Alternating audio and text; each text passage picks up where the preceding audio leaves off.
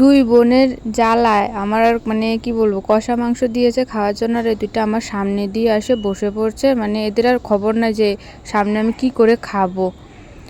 তারপর দুপুরবেলা ওই দিন দাদু আর দিদাদেরকে বলেছিল আমাদের বাড়িতে খাওয়ার জন্য। তো দেখো ওরাও আসছে, আর এর অবস্থা দেখো, দাদুর গায়ের উপর একদম উঠে বসে আছে। তারপর এই যে ওরাও সবাই খেতে বসে পড়েছে। ওদের খাওয়া দাওয়া হওয়ার পর আমরাও সকলে মিলে খেতে বসে পড়েছি। খাওয়া দাওয়া করে রাত্রিবেলা যাচ্ছিলাম হচ্ছে পিসির বাড়ি দাদুদের সাথে দেখা করতে।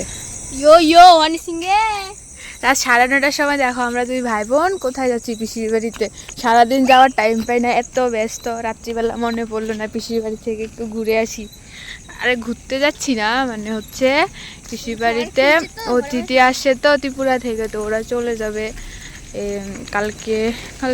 হ্যাঁ, সকালবেলা 4:30টার সময় ওদের ট্রেন। তো ওদের সাথে তো দেখা হবে না, সেই জন্য দেখাই করতে যাচ্ছি।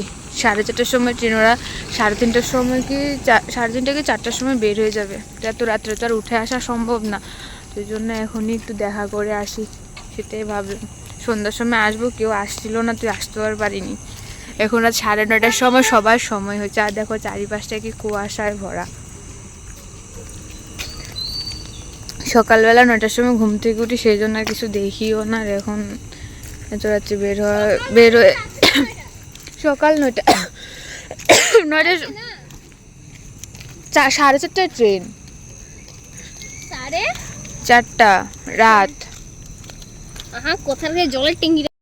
আগে পিসির বাড়িতে গেলে মানে সিঁড়ি উঠতে আর হতো না, আর এখন পিসির বাড়িতে গেলে তো উপরে যেতে লাগে। মানে পিসির এখন দোতলায় চলে গেছে, এই জন্য। তো এই যে দেখো এই দিদারা চলে যাবে দেখে, ওদের ট্রেন তো অনেক ভোরবেলা ছিল, তার মানে তখন তো আর গিয়ে দেখা করা সম্ভব না। সেই জন্য আমরা সকলে মানে আমি কাকু কাকিমণি ভাই বোন আমরা গেছিলাম রাত্রিবেলা, আমরা একটু দেখা করে আসি। তারপরে পিসির পুরো ঘরের কি অবস্থা হয়ে আছে, মানে সবে মাত্র উপরে গেল। তো এখন তো এগুলো সবগুলা গুছাইতে একটু টাইম তো লাগবেই। সব জিনিস ওর নিচে থেকে আনবে, তারপর গোছানো, তারপর নতুন কিছু জিনিস কিনবে, সব মিলে তো অনেকটা টাইম লাগবেই। একটা ঘরে তো সুন্দর করে সাজাইতে তো লাগবে। তো এখন মোটামুটি কোনোরকমভাবে চলছে, এখনও কোনো জিনিস গোছানো আর হয়নি। রান্নাঘর, ওইদিকে 2টা রুম, এদিকে 3টা রুম, ড্রয়িং রুম, বাথরুম, আর হচ্ছে ঠাকুরের মন্দির।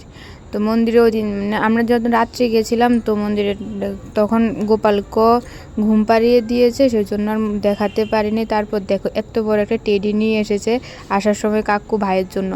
তো এটা নিয়ে এদের সবার কি পাড়াপাড়ি আর কি অবস্থা, এটা খুব মানে একদম আমার সাথে মাপ দিয়ে দেখি কি একদম আমার হাইটের, এটা পুরো এত বড় ছিল। তবে যাই হোক, ওদের সাথে দেখা করে যে চলে যাচ্ছে, যে ভাই কোথায় আসে বসছে।